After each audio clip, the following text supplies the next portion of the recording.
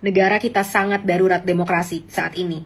Karena setiap yang berbicara dah akan ditemui dengan rasa ketakutan karena ada resiko bisa menemui intimidasi, persekusi, dan resiko-risiko buruk lainnya. Di sini, kita semua bisa melihat bahwa bahkan media sudah tidak lagi bebas berbicara, tidak lagi bebas melaporkan hal yang sebenar-benarnya terjadi di situasi masyarakat kita saat ini. Alasannya kenapa? Aku nggak tahu. Kalian mungkin lebih tahu dan bisa jelaskan sendiri.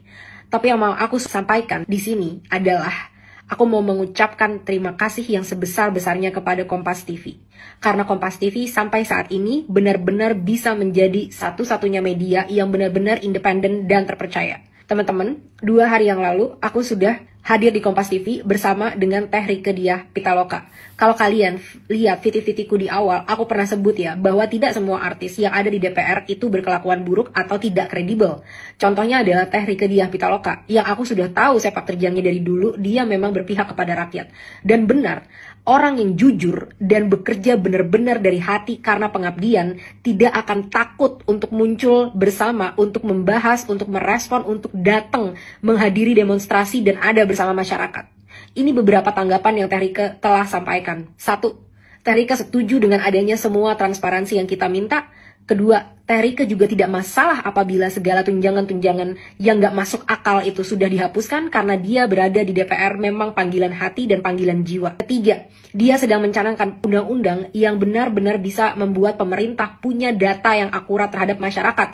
Bukan lagi sampling, bukan lagi tebak-tebakan, tapi benar-benar data yang asli di setiap dari masyarakat. Kenapa ini penting banget? Karena kalian tahu kan yang terjadi dengan Bansos, ternyata ada ribuan teman-teman, ribuan akun fiktif penerima Bansos. Siapa yang ada di balik itu?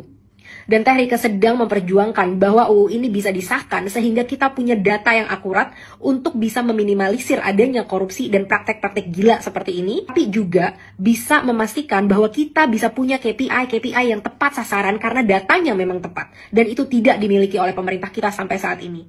Yang kedua, Teh Rieke juga menyampaikan bahwa Teh Rieke sedang berjuang untuk undang-undang perlindungan ojek online sehingga mereka bisa diangkat sebagai pekerja bukan lagi sebagai mitra, karena mitra itu harusnya punya saham di perusahaan. Tapi di sini kita mau mengangkat ojol-ojol, memberikan itu pekerjaan yang layak sama seperti pekerjaan yang lain dan mereka juga berhak dilindungi seperti pekerjaan-pekerjaan yang lain. Apalagi pekerjaan ojol ini sangat beresiko, bisa terjadi kecelakaan dan lain sebagainya. Jadi kalau UU ini disahkan, ojol akan dapat perlindungan yang baik. Dan aku sangat mendukung adanya ini. Yang aku mau sampaikan di sini adalah bersuaralah kalian anggota-anggota parlemen, apa yang sedang kalian lakukan. Bersuara dengan jujur apa yang sedang kalian kerjakan. Bukannya malah diam, bukannya malah matikan komen, bukannya malah malah nge-private profile biar nggak bisa lagi dikunjungi oleh masyarakat. Perwakilan macam apa seperti ini? Contoh Teh Rieke Diah Pitaloka. Harusnya seperti itu perwakilan dari rakyat, bukan perwakilan dari rakyat yang takut-takut ditemui sama rakyat, boro-boro ditemui sama rakyat, bahkan